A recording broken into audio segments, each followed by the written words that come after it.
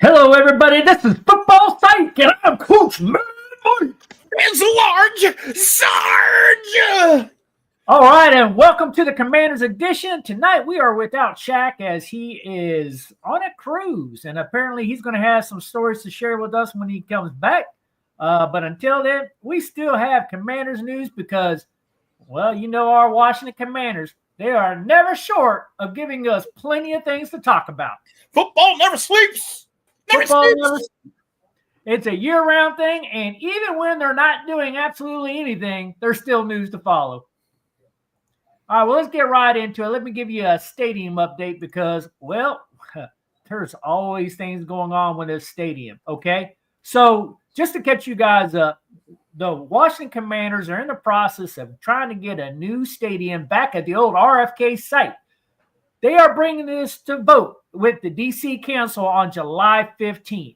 Here, right after the 4th of July, a financial report is due that breaks down all the numbers for the city council to review for 10 days prior to making their vote. So this is getting ready to go down. Wow, that's soon. The Harris Group apparently has been placing huge pressure on the mayor, making sure that they also have all the information that they have from their side so they can present the best case that they can to the city council, because he says, I want my team to be playing football in a brand new stadium by 2030.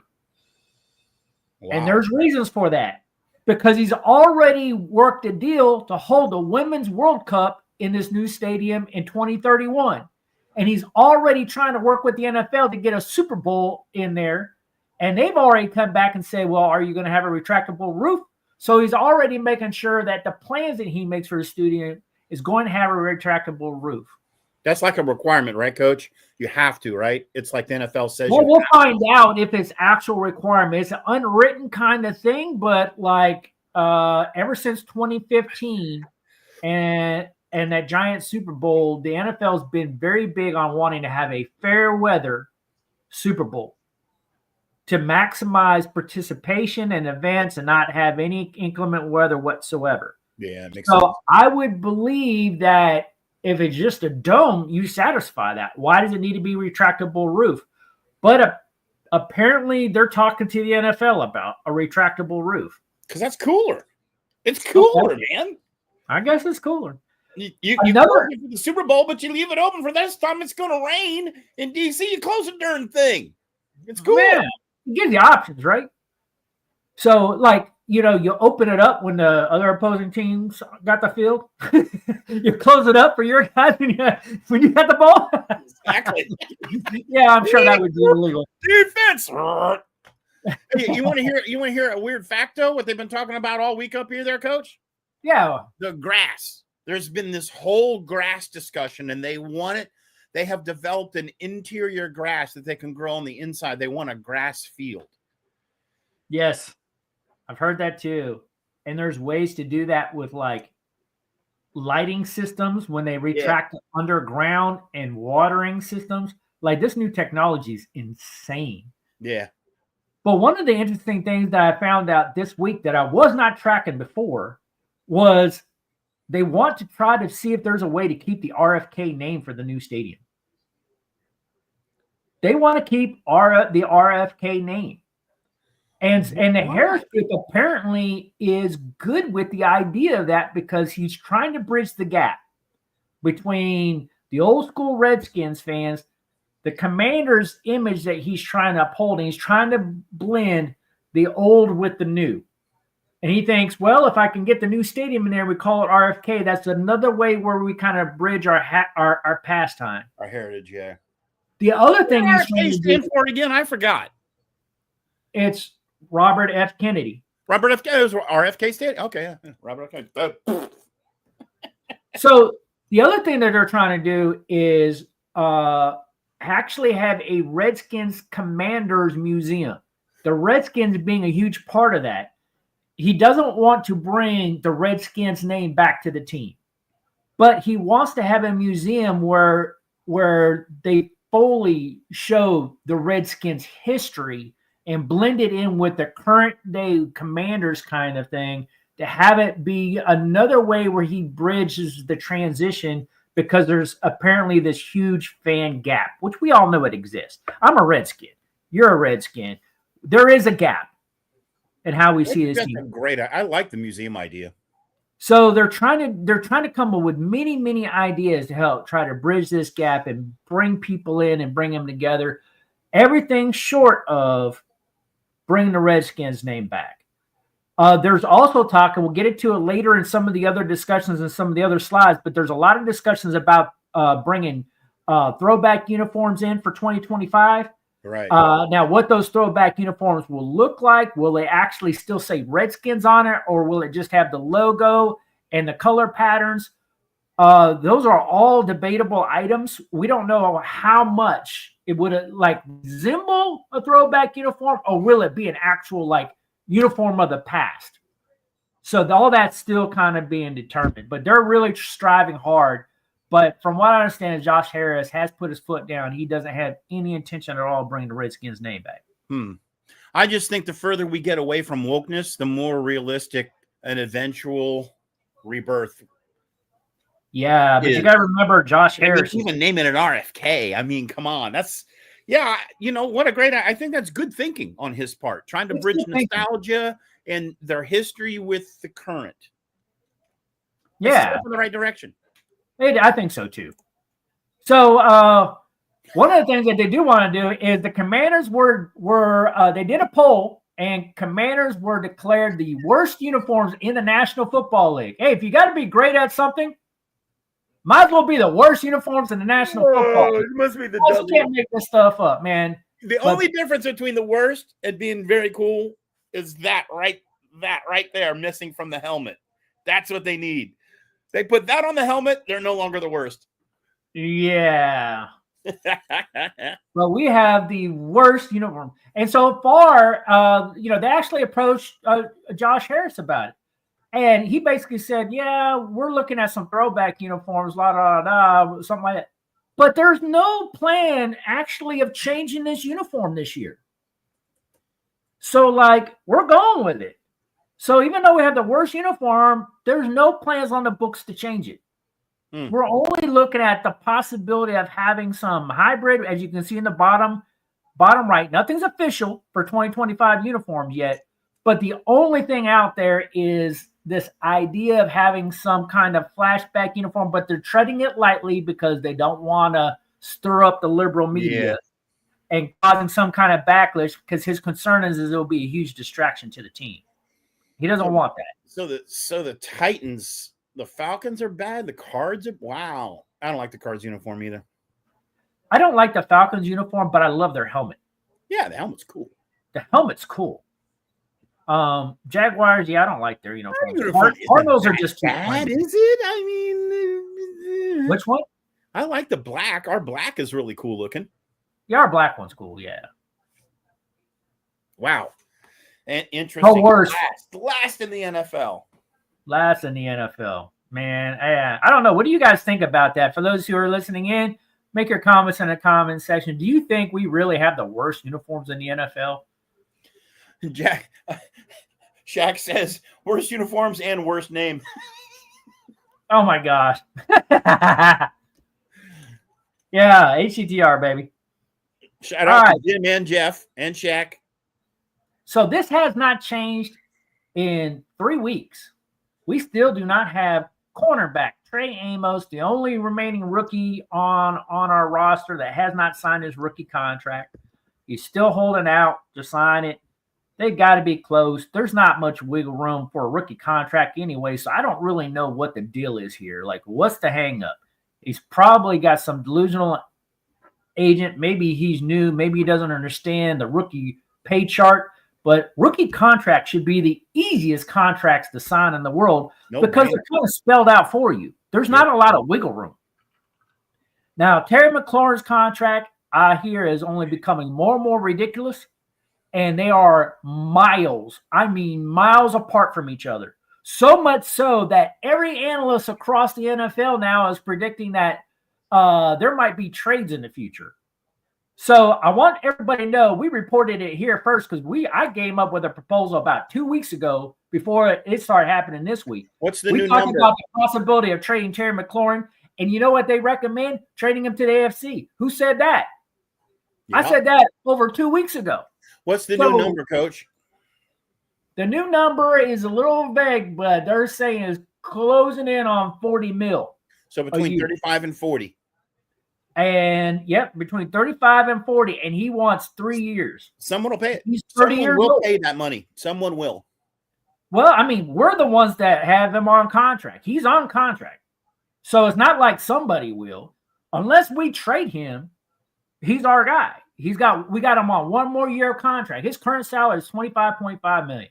If we say no, we can make him play out this final year. Now, unless he holds out, right? And his value will drop because if and so there's a huge debate right now. Who has leverage? Does Terry McLaurin have leverage because he's a fan favorite? He's been so great. He's a dude, a big payday, la da da da da. Or does the team have leverage because he's 30 years old? And if he holds out a year, he'll be 31 and his stock will tank. I'll tell you who else has leverage. Who's that? Who do you think it is? It's one person only. I can't think of anybody who has Jaden leverage. Daniels. I mean, Jaden Daniels is his franchise now. He owns it from the QB. He's a second-year player. He set every record in the book last year. And yeah, you're going to let his number one receiver go. I think he's going to have some say-so. Yeah, I don't think he has say-so yet. He's not. He hasn't been around like a Tom Brady. When you have 6, 7 Super Bowls on your name, and you go in the front office and you speak. Of course, you have that kind of clout in a long-term relationship with the owner. But when you're a second-year player, I don't care. You're a second-year player. I mean, there's none of those coaches are not going to listen to Jaden Daniels, but I don't think he has that clout. That's what I'm saying. But he doesn't have that clout. Listen, this one here is going to come down to Terry McLaurin and that front office. Are they able to get a deal done or not? And all indications are not at that price. We're not going to get a deal done. And Terry McLaurin is just like, you need to pay me. This is my last major contract. I want to get paid. So the huge thing is when a player turns 30, they're on the opposite side of that bell curve, right? And so how much is he going to decline over the next few years? How much of this money are you going to guarantee? How much are you going to get wrapped up and be locked in on this guy as he's declining? Do you need it? Can you trade for another wide receiver and maybe a draft pick and come out in a better spot where maybe it's a little bit less performance, but you're in a much better or a stronger position that now you have more leverage to get other players that you need. So there's so many different ways. Remember, we went through this, Large Sarge. Yeah. We deep dove on this. Listen, I agree. It's just really, dude. Really? Yeah. He wants the big payday. He's now his own poison pill on the team, and that's not who you want to have on your team. That's a poison pill. You can't blame a guy for trying, right? And his agent and stuff like that and trying to get a deal. So ask for 5, ask for 30. Be amenable. Take something and get a bigger guarantee in it, right? Yeah. Say, hey, I'll do 30, make it all guaranteed for the next 3 years. That's $90 million. All guaranteed. Can you get that deal done? Or at least maybe the first year and performance after, right? Well, that's probably what the team wants. I'm pretty sure that's not what Terry McLaurin's agent wants. Yeah. So right now he's on the final year of a contract worth $25.5 million this year, and he doesn't want to play on that. So he wants a long-term deal. So we will see what happens. These are the 2 top stories. They've been the 2 top stories now for about a month. And right now everybody's on vacation. They won't start really coming back to the office for another couple weeks as they spin up for training camp. But my prediction is this contract will not get done until the 11th hour. And if it doesn't get done, he's going to hold out of training camp because his agent will tell him to hold out just so they can kind of put more and more pressure on the front office. Yep. I don't like these kind of things because any team who has players that hold out, It's a distraction. Hurts the team. It does. It hurts the team. franchise. Throws them off, man. All right, so training camp, the day that we all want to look for, Rookies Report July 18th, which is right around the corner. Like tomorrow is July 1st, right? So, but Veterans Report July 22nd. That's the date that you want to be looking at when you're following this Terry McLaurin situation. Mm-hmm. Over the next 3 weeks, do we get a deal done? Otherwise, we're in holdout territory. All right. And we obviously want them in there. We want everybody working together because before you know it, it's going to be August 8th, and we're going to be on the road playing the New England Patriots in our first preseason game. Maybe against Terry McLaurin. Oh, my goodness. Can you imagine us trading them to the Patriots? That was my prediction. I read a lot of stuff behind it, but one of the deals was the Patriots could trade for him, and they could do it. And I was like, you know what? That actually makes a lot of sense. If he did, I don't think he would play in that first preseason game. They'd probably bubble wrap him. Yeah. So, all right. So one of the things that are interesting is Commanders, in accordance with Las Vegas and the betting odds, say that the Commanders in the top 10 favorites of winning the Super Bowl with the ugliest uniforms in the NFL. So we are the favorites. And so Bleacher Report reported on this, and Mo Morton did his evaluations, and he said that, and he actually reported on this last year as well, that, he predicted last year that the team was in a rebuild. That was the obvious thing. He didn't think that they would do as well as they did, just like none of us did, right? So let's be fair about it. None of us thought that they would have made it to the NFC Championship game last year. No. But he does concede in saying, with this coaching staff staying in place, second-year quarterback, us having another year to kind of try to build at this roster a little bit, that there is an expectation. It's a possibility that we could be a Super Bowl favorite, one of the top 10 teams, but that the pressure really isn't on us, that we have to make it to the Super Bowl this year. Just like it wasn't last year. It wasn't last year either. They were kind of free to play their game how they wanted because no one expected them to do anything. I don't even think they expected them to do anything. They wanted it, but, at the end of the day, they're all like, oh, my God, if the stars align, unknowns, right? Yeah, but if the stars align, there's a chance. There's a chance. Always, it's the NFL, baby. There's always a chance. There's always a chance for them Skins. Somebody's got to go. Might as well be us. All right, so in more related Josh Harris news. I heard this on the news. I'm like, man. He's going to launch a WNBA team when they're expanding in 2030, the same time period that the Commanders should have a new stadium done, but he's doing it in Philadelphia. He owns the Philadelphia 76ers, so it's not a stretch. It's kind of weird. He owns a New Jersey hockey team. He owns the Philadelphia 76ers basketball team, and now he's going to open a women's basketball team also in Philadelphia. I thought you said last year this man didn't have any money there, Coach. This guy is so broke, and he's looking at building a new stadium. I don't know where he's getting the money from. And now he wants to actually launch a WNBA team in 2030. I don't know. This dude, by all accounts, has no money. Like, I don't know how he's pulling these deals off. It's like he must be just he just must be leveraging on top of leveraging on top of leveraging and putting everything he owns up for collateral to buy the next thing. I mean, he must have so much leverage on so much stuff. It's insane because this guy doesn't have the money to do it, but he's working these deals. It's crazy. Unbelievable. But hey, you only live once, right? And he's going all out. Hey, man. He's a sports team owner, that's for sure. He's a sports team owner. All right, Large Sarge, what are you hearing else out there up in the D.C. area? Grass. Watch it, grass grow. It was all about what grass we're going to have. Yeah, watch it, grass grow. Nothing on Noah Brown. Not a peep. Mum's the word. Like, what is the big silence? It's Noah Brown. Who cares? What's the silence? No one cares about Noah Brown. So, like, they probably didn't even think it was important enough to report. Obviously, right? But yeah, because it was like, it's all about the grass. They're probably just like, we're going on vacation. We're not even going to finish our medical evaluation on it. We'll evaluate you when you come back in a month. Muriel Bowser was on the news today talking about how important this development is because so many other they have so many other places where there's nothing going on in DC, and this is the biggest and most important development project there that we'll see in our lifetime in DC. She was on the news with that today. And grass. You know what? Yeah, and I'll be honest.